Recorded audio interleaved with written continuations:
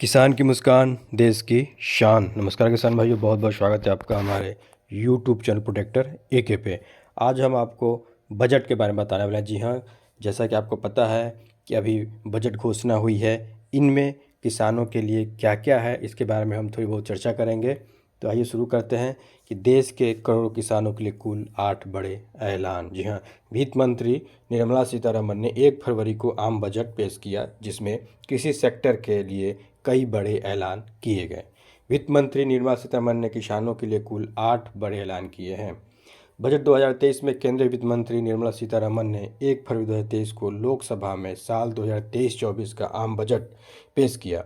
मोदी सरकार के दूसरे कार्यकाल का यह अंतिम पूर्ण आम बजट है। केंद्रीय वित्त मंत्री द्वारा पेश किए गए इस अंतिम आम बजट में केंद्र सरकार ने देश के करोड़ों किसानों को खुश करने के लिए भरपूर प्रयास किया है।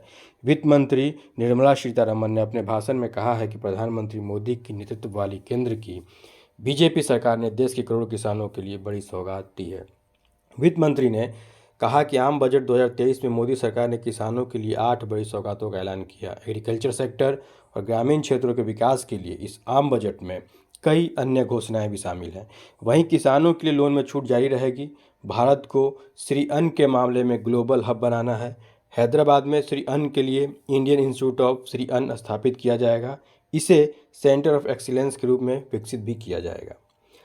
तो चलिए शुरू करते हैं। किसानों के लिए डिजिटल पब्लिक इंफ्रास्ट्रक्चर बनाया जाएगा। जी हाँ, वित्त मंत्री ने अपने भाषण में कहा कि कृषि सेक्टर और ग्रामीण क्षेत्रों के विकास के लिए और 2 बड़े ऐलान किए गए। इसमें पहला digital public infrastructure for agriculture बनाया जाएगा। दूसरा कृषि के लिए एग्रीकल्चर एक्सीलेटर फंड बनाया जाएगा। वित्त मंत्री ने कहा कि digital public infrastructure for agriculture से किसानों को फसल प्लानिंग और हेल्थ के लिए इंफॉर्मेशन सर्विसेज, फार्म इनपुट के लिए सहायता, लोन एवं बीमा, मार्केट इंटेलिजेंस और एग्रीटेक इंडस्ट्री में मदद की जाएगी। इसके अलावा एग्रीकल्चर सेक्टर में मार्केट और स्टार्टअप के विकास के लिए जानकारी मिल सकेगी। कृषि स्टार्टअप बढ़ाने के लिए अलग से एग्रीकल्चर एक्सीलेटर फंड बनाया जाएगा। इसे एग्री स्टार्टअप खोलने के लिए युवा उद्यमों को प्रोत्साहित किया जाएगा।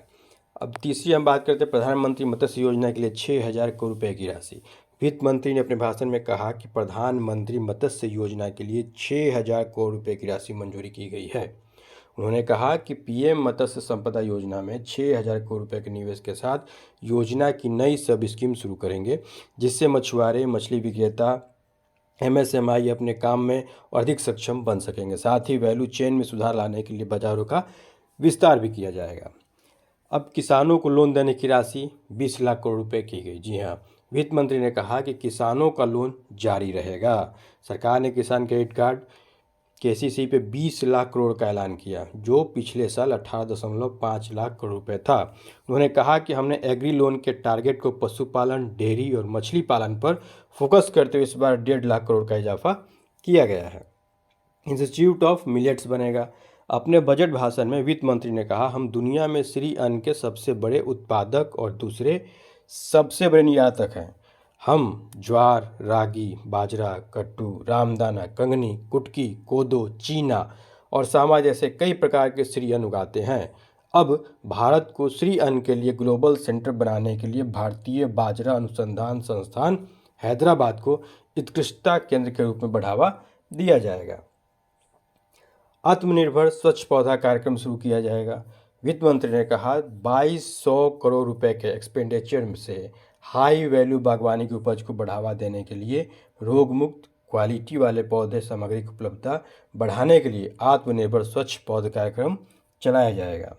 Digital public infrastructure. जी हाँ, बजट भाषण में वित्त मंत्री ने कहा कि कृषि के लिए डिजिटल पब्लिक इंफ्रास्ट्रक्चर बनाया जाएगा। इसमें किसानों को खाद बीज से लेकर मार्केट और एग्रीटेक इंडस्ट्रीज व स्टार्टअप तक की जानकारी मिल सकेगी, यानी कि सारी जानकारी आपको यहाँ पे उपलब्ध रहेगी। नेचुरल फार्मिंग के लिए प्रोत्साहित किया जाएगा। वित्त मंत्री ने यह भी कहा कि अगले 3 साल में 1 करोड़ किसानों को नेचुरल फार्मिंग के लिए प्रोत्साहित करना है। नेचुरल फार्मिंग होती है जिसको प्राकृतिक खेती कहते हैं। इस खेती में हम कोई भी रासायनिक उत्पाद का प्रयोग नहीं करते। तो देश भर में किसानों को नेचुरल फार्मिंग से जोड़ने के लिए 10,000 बायो इनपुट रिसर्च सेंटर स्थापित किए जाएंगे। कपास की खेती को बढ़ावा दिया जाएगा। वित्त मंत्री ने कहा कि एक्स्ट्रा लंबे रेशेदार कॉटन का उत्पादन बढ़ाने के लिए पब्लिक प्राइवेट पार्टनरशिप के माध्यम से क्लस्टर आधारित और वैल्यू चेन अपनाया जाएगा। देश भर में कपास की खेती को बढ़ावा देने के लिए किसानों को प्रोत्साहित किया जाएगा। पब्लिक प्राइवेट पार्टनरशिप के जरिए किसानों, राज्य, इंडस्ट्री के सहयोग से इनपुट सप्लाई एक्सटेंशन सर्विसेज व मार्केट लिंक की व्यवस्था की जाएगी। समृद्धि प्रोग्राम, ये नया प्रोग्राम है जो चलाया जाएगा। वित्त मंत्री ने कहा कि किसानों के लिए सहकार समृद्धि प्रोग्राम चलाया जाएगा। इससे 63,000 सोसाइटियों को कंप्यूटराइज किया जाएगा। इसके जरिए कोऑपरेटिव बैंकों से किसानों को मदद की जाएगी। अब आम बजट में 2023 में महिलाओं को क्या मिला, अगर महिलाओं की बात कर लें तो वित्त मंत्री ने अपने बजट भाषण में महिलाओं के लिए कुछ खास बड़े ऐलान किए हैं। वित्त मंत्री निर्मला सीतारमण ने कहा कि महिलाओं को आत्मनिर्भर और सशक्त बनाने के लिए मार्च 2025 तक 2 साल के लिए महिला सम्मान बचत पत्र योजना चलाई जाएगी। इसके जरिए महिला या बालिका आंशिक आर्यन विकल्प के नाम पर 2 साल के लिए 2 लाख रुपए जमा कर पाएंगी। जमा राशि पर महिलाओं को 7.5% की दर से ब्याज भी मिलेगा। राष्ट्रीय ग्रामीण आजीविका मिशन के तहत दीनदयाल अंत्योदय स्कीम से आने वाली समय भारी संख्या महिलाओं को स्वयं सहायता समूह से जोड़ा जाएगा। इस स्कीम के तहत अब ग्रामीण क्षेत्र में लगभग 81 लाख महिलाओं को स्वयं सहायता समूह से जोड़ा गया है। ये छोटी मोटी जानकारियाँ बजट की थी जो हम किसानों के लिए थी, जो मैंने आपको देने का प्रयास किया।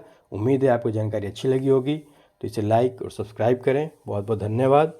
जय जवान, जय किसान, जय विज्ञान।